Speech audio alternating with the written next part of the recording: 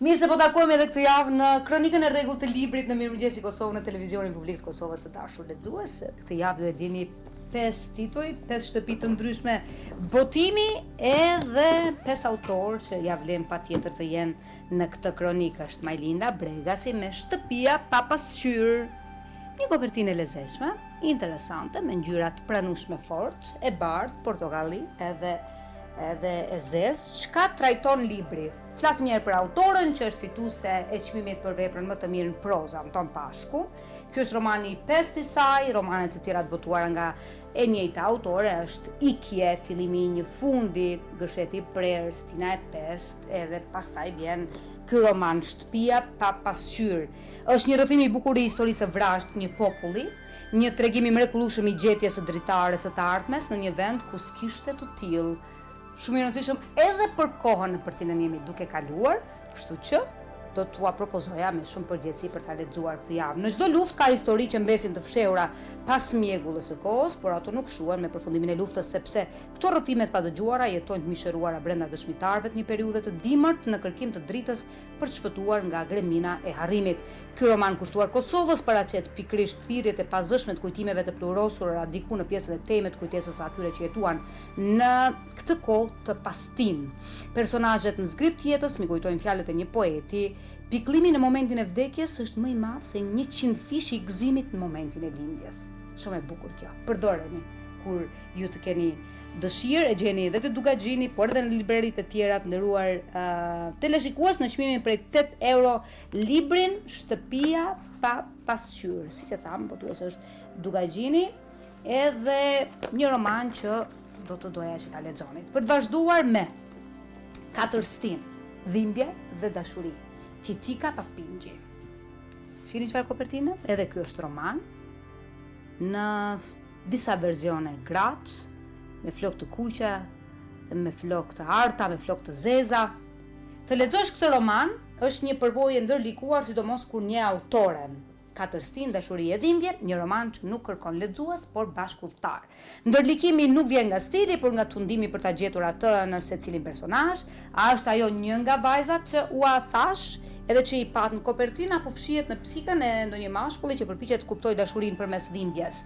Lexuesi endet në këtë lojë të pasqyrave ku asgjë nuk është e qëndrueshme dhe asgjë nuk ka emër të vetëm. Romani në thelb nuk ka kufi as mosh, as vendodhje, as gjini.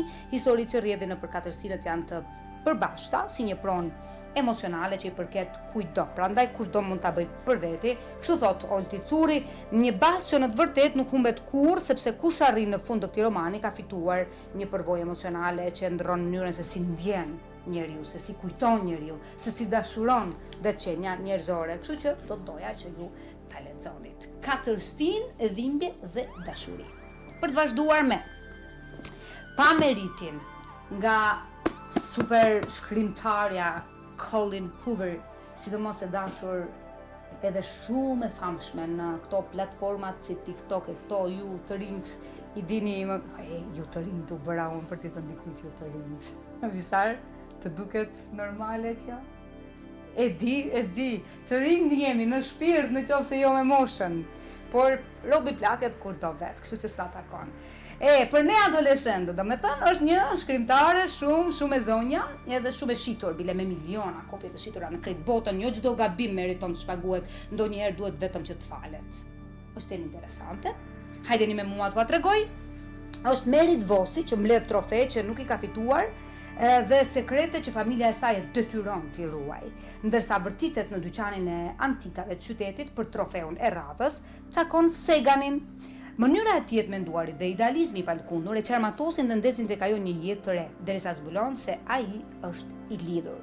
Pas këtaj, Meriti tërhiqet më thellë në vetvete duke vëzhguar familjen e vet nga jashtë, kur mëson një sekret që asnjë trofe në botë nuk mund ta shlyejë. Kush është ky trofeu? E lodhur nga gënjeshtrat, përpara se t'i lërë ato pas përgjithmonë, ajo vendos që të shkatërrojë iluzionin e familjes lumtur, ku nuk ka qenë kurrë natyrisht pjesë e asaj. Kur plani i saj dështon, Meriti detyrohet të përballet me pasojat tronditëse të vërtetës dhe të humbjes së djalit vetëm që do. Prekës dhe i fuqishëm është romani, eksploron shtresat e gënjeshtrave që lidhin një familje me fuqinë e dashurisë dhe në fakt asaj që quhet e vërteta. është autorja e librave më të shitur sipas New York Times. Edhe kjo na tregon shumë, botimet living janë ato që sjellin, na tregon shumë për botën e vërtet dhe iluzionet tona, qoftë edhe për dashurinë. Ne ekzistoft ajo.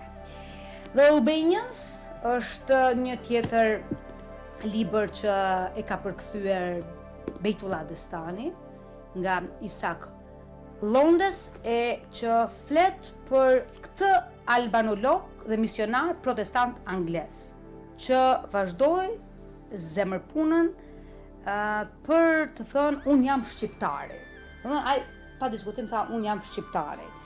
Atë që e bëri Pinkertoni, shoqëria biblike, Meksi, Gjirokastrit ishte krimi i presidentit më strategjik në gjithë kulturën dhe identitetin arbror si rigjetje, kështu spaku thuhet në parathënien e librit që ka shkruar pastor Femi Cakolli në dhjetorin e vitit që lam pas, sepse ky botimi kushtohet 200 vjetorit të daljes së parë në publik të përkthimit të plot shqip të Diatës 3. Autori na përkujton neve sot se këto fjali si mesazhe, kleri ortodoks shqiptare lexonte ungjillin në kish, por nuk e kuptonin greqishtën. Shqiptarët u konvertuan në muhamedan nga padia, kurse më 6 maj të vitit 1825 pasi ishte shtypur ungjilli i Mateut, po ashtu në 2000 kopje shkroi gëzimi dhe kënaqësia e popullit ishte aq e madhe saqë ungjilli i ditës qëllon të jetë edhe ungjilli sipas Mateut, ai lexohet rregullisht nëpër kisha në gjuhën shqipe, dhe një tjetër, shqiptarët e mbajnë librat në xhi, andaj bëjmë 2 vëllime të Diatës së re. Është një botim interesant. Londes është hallka e munguar dhe jo e panjohur në studimet albanologjike. Prandaj, kjo ngjizje e synuar kulturore shqiptare nuk ishte ndodhur kur më përpara. 4000 kopje ungjill shqip u gjetën në shtëpitë e shqiptarëve. Do doja që ju ta lexonit nga shtëpia botuese Tenda. Është ky libër interesant edhe për ata që duan të lexojnë nga religioni apo dhe nga historia. Është e rëndësishme që ti kushtojmë vëmendje këtij libri. Është shëtit 2 hëna Sharon Greek. Bota shqiptare janë botimet, roman është edhe ky për fëmijë. Ndonjëherë kupton me zemër se dashuron dikë, por duhet largosh prej tij që këtë ta kuptoj edhe mendja jote. Libri është mbushur plot humor, është një odise me kthesat papritura dhe përfundime të habitshme. Një histori aventurash të këndshme dhe të trishtueshme njëherësh. Pse them? Lexuesi bie në dashuri që në moshën 13 vjeçare dhe me 13 vjeçaren që e ka emrin Salamanca, e cila është krenare për gjakun indian dhe rënjët e vendit të saj. 2 histori ndërthuren së bashku dhe na japin mësimin e vyer për jetën se çdo histori ka 2 anë. Mos harroni kurrë në jetë, çdo histori ka 2 anë, mos e keq përdorni, por tamam përdoreni me kujdes. Çdo histori ka 2 anë të medaljes, siç e themi. Shëti 2 hëna, ndjenja të lezetshme të botës rinore, prandaj është një libër që i takon jo krejt fëmijëve, po fëmijëve pak më të rritur. Lexojeni me kujdes. The Albanians është pa meritin, 4 stin dhimbje dhe dashuri dhe shtëpia pa pasqyrë. Ishin këto 5 titull nga 5 shtëpi të ndryshme botuese, 5 zhanre interesante, nga unë dhe Risar Saliu, që ju e dini që përkadisin me shumë dashuri këtë kronik libri. Mirupafshim javës që vjen.